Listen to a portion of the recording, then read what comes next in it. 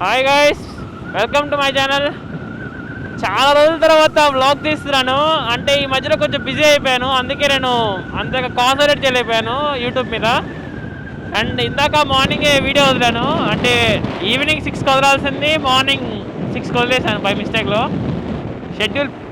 Schedule పెట్టాను. And ఈరోజు మనం పోర్ట్ వెళ్దాం.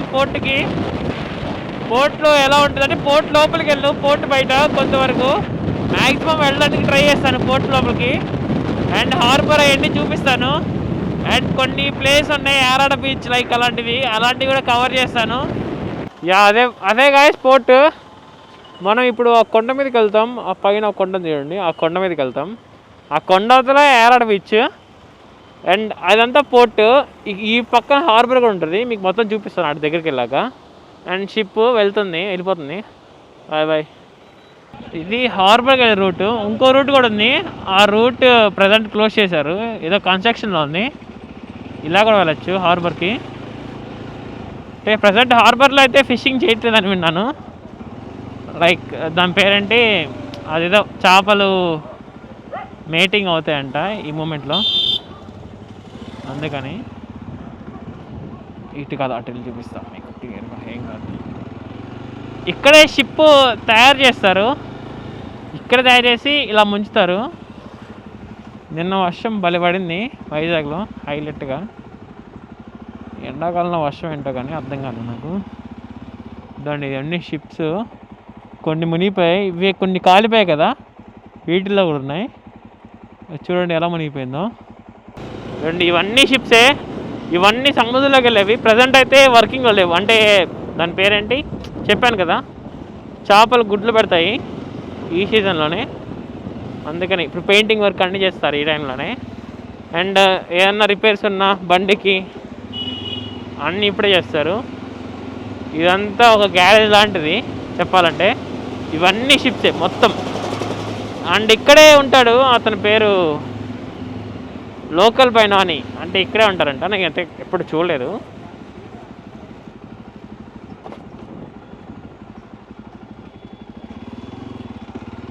అండ్ అవతలది పోర్ట్లోకి మనం రానిరు మ్యాక్సిమం. నేను ట్రై చేశాను మొన్న కూడా, రానిలేదు. అండ్ ఈ అవతల కూడా అసలు బైక్ లోపలికి, మొన్న ఒకసారి మేము కారులో వెళ్తుంటే జస్ట్ లోపలికి ఎంటర్ అవుతుంటే ఆపేశారు వచ్చి. ఇక కొంచెం వాసన వస్తూ ఉంటుంది చేపలవి, తప్పదు. అండ్ ఇదంతా హార్బర్, చేపలు అమ్ముతూ ఉంటారు.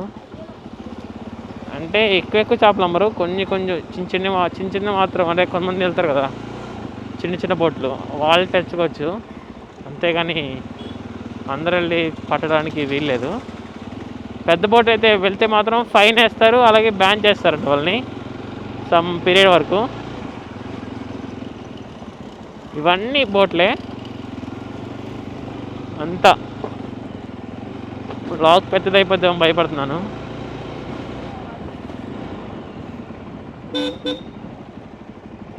అండ్ ఇక్కడికి వెళ్ళి చూపిస్తాను, పెద్ద షిప్పులు ఉంటాయి చూడొచ్చు, బట్ ఎక్కకూడదంట. మొన్న అక్కడ ఒక బోర్డు చూశాను, మీకు చూపిస్తాను. చూడండి, పెద్ద బోటు, సంథింగ్ ఎవరిదో, గవర్నమెంట్ ఆఫ్ ఇండియాదంట, మనదైతే కాదు, అదే ప్రైవేట్ అయితే కాదు. Visitors are not allowed board కూడా ఉంది. చూడండి, షిప్స్ తయారు చేస్తున్నారు ఇక్కడే చెక్కతో.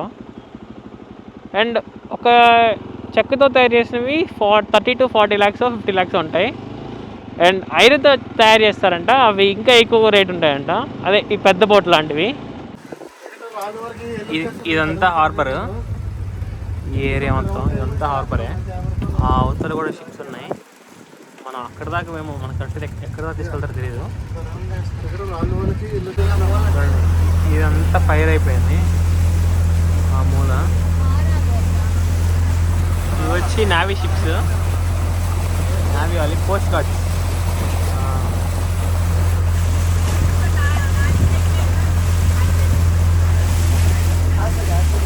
ఇదంతా వెళ్తాను, షిప్ కొంచెం చిన్నగా వెళ్తుంది. అక్కడికి వెళ్ళకూడదంట మనం, ఆడవాళ్ళతో వెళ్ళకూడదు, మగవాళ్ళు వెళ్ళచ్చు. ఎవరో గంజి తాగే వాళ్ళు ఉంటారంట ఆ ఏరియా అంతా. చూడండి ఆడ వాళ్ళు ఏం చేస్తారు.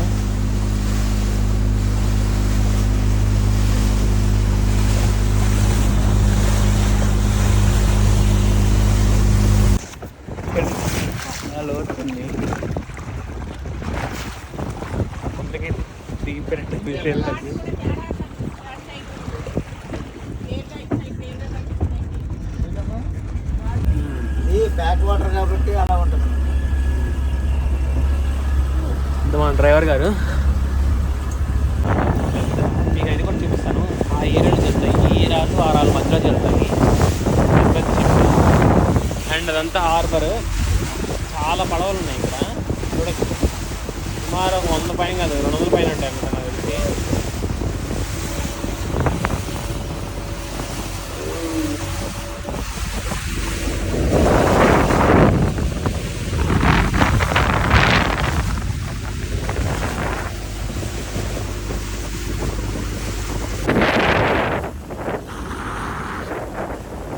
అండ్ బోటింగ్కి 250 పర్ పర్సన్.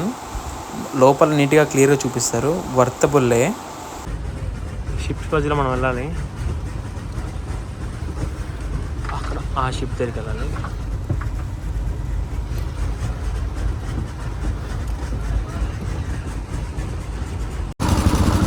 యాగా ఇప్పుడే బోటింగ్ అయిపోయింది.